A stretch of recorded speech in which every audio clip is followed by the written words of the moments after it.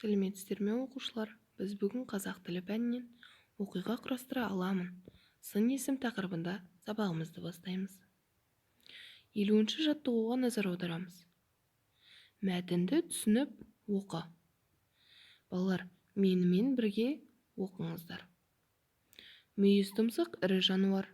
Оның мүйізі жіңішке талшықтардан құралған. Алайда мүйіз тұмсық күндіз сұлап жатады да айбарлы дыбыс шығарады. Ал түнде жайылымға шығады. Балалар, бұл тапсырманы ауызша орындаймыз. Бұл мәтін не туралы айтылған?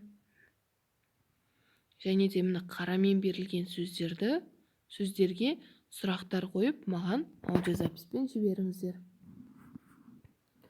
Балалар, біздің бүгінгі тақырыбымыз сын есім, заттың түрін, түсін, сапасын білдіретін сөздерді сын есім деп атайды.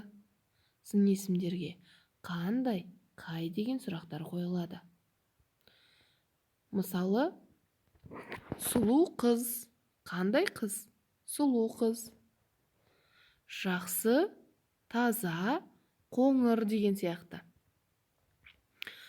Балалар, сын есімді түсінген болсақ, ендеше келесі тапсырмамызды орындаймыз. Дәптерімізді ашып, дәптерімізге бүгінгі күннің жадын жазып, бүгінгі тақырыбымызды жазып, 51-ші жаттығу жұмбақты көркемдеп жаз.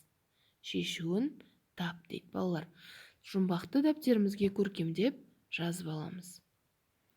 Іші жұмсақ, сырты қатты, еті қызыл, сүті тәтті.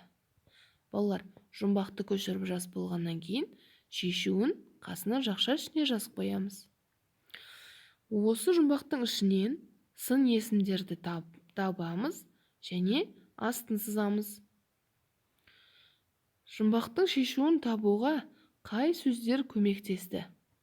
Содан соң қорытынды жасап көріңдер. Келесі жаттығу, балалар, 52-ші жаттығу. Дәптерімізге ребустың шешуін табамыз. Ребустың шешуіндегі сөзді қатыстырып, бір сөйлем жазамыз, балалар. Және де 53-ші жаттығуды, балалар, үй жұмысына аламыз. Жаңылтпаштық қатесін түзетіп, көшіріп жазып, сын есімдерді табамыз. Сын есімдердің астын сызамыз, балалар.